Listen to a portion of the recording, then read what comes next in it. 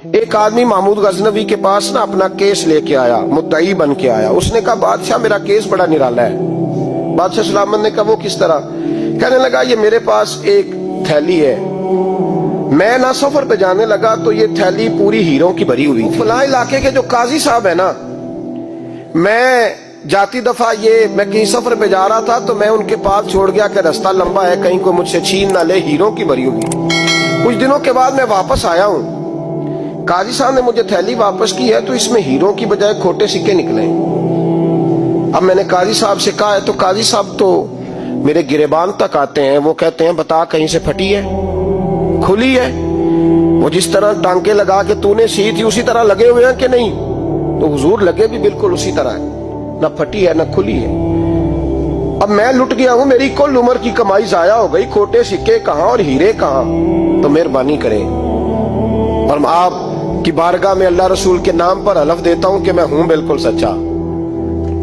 محمود غزنوی کہنے لگے تو جا، تھیلی چھوڑ جا، اور جب میں تجھے بلاؤں گا پھر دوبارہ آنا. وہ شخص چلا گیا. محمود غزنوی اٹھے، دربار برخاست کیا، لوگوں سے کہنے لگے چلے جاؤ، میں 3 دن کے لیے سیر کرنے جا رہا ہوں، 3 دن کے بعد لوٹوں گا. اکیلے جب رہ گئے نا محمود دربار میں تو محبوب نے چھری منگائی.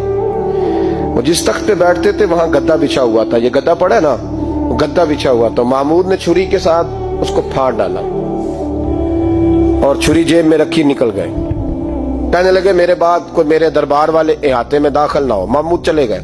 اب وہ صفائی کرنے والا جب آیا نا، اس نے آ کے دیکھا تو گدا تو پھٹا ہوا ہے. اس نے شور ڈال دیا، پہرے دار بھی آ گئے، فلاں صاحب بھی آ گئے، فلاں صاحب. اس نے کہا وہ خدا کے بندو، اس کا گدا پھٹ گیا ہے، وہ تو مار ڈالے گا.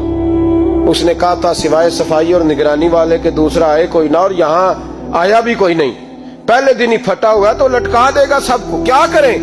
شور ہو گیا، سارے دربار کے ملازمین اکٹھے ہو گئے. ایک بندہ بولا، کہنے لگا فکر نہ کرو، میں کیسے بندے کو جانتا ہوں، اس طرح سیے گا کہ جس نے پھاڑا ہوگا اسے بھی پتہ نہیں چلے گا کہاں سے پھٹا تھا. ایسا بہترین رفو کرے گا کہ پتہ بھی.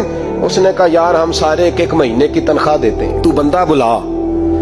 وہ بلا لیا اس کو، اس کا نام محمد رفو گر تھا. وہ آیا، اس کو گدا دکھایا، اس کا یار اس طرح سینہ پتہ نہ چلے. اس نے کہا فکر ہی نہ کرو، میں بڑا کاریگر ہوں. بڑے بڑے کاریگر لوگ نہیں ہمارے ملک میں پائے جاتے، کوئی نشان چھوڑتے ہیں پیچھے بڑے.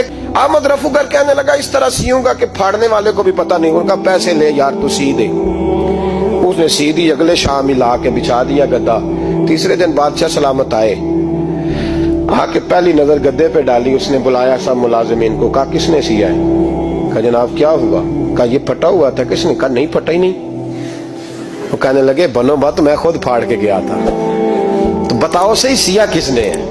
کہا جناب آپ پھاڑ کے گئے تھے تو بتایا کیوں نہیں؟ فرمانے لگے اسی لیے تو بتایا نہیں تھا کہ تم خود تحقیق کر لو، بلاؤ بتاؤ سیا کس نے. تو بلا لیا، احمد رفو گر آ گیا. اس کو جب بلا کے سامنے بادشاہ کھڑا کیا، کہا بھئی تو نے سیا ہے؟ کہنے لگا حضور آپ کے سارے ملازم کٹھے ہو کے آئے تھے، میری غلطی کوئی نہیں. کہا نہیں یار تو بڑا کاریگر ہے، میں نے اپنے ہاتھ سے پھاڑا تھا پر مجھے بھی نہیں پتا چل رہا کہاں سے پھٹا تھا. اچھا یہ بتا یہ تھیلی جو ہے یہ بھی تو نے سی تھی؟ اس نے کہا جی آپ کے خادم کا ہی کارنامہ ہے، وہ فلانے علاقے کے قاضی صاحب آئے تھے، اس میں سے ہیرے نکال کے تو کھوٹے سکے بھرے تھے، تو مجھے بھی تھوڑا سا حصہ ملا تھا. محمود نے سارے گواہ بھی اکٹھے کر لیے، ثبوت بھی اکٹھے کر لیے. پھر قاضی کو بلایا، پہلے سارے ثبوت اور گواہ کیس حل کر لیا. پھر ہمارے ہاں یہ حال ہوتا ہے کہ مدعی 2-3 ہفتے کے بعد خود ہی ہاتھ باندھ جاتا ہے، کہنا تسی میری جان چھڈو، مجرم پھڑو پاوے نہ پڑھو. وہ کہتا ہے مجھے معافی دو، میں رہا.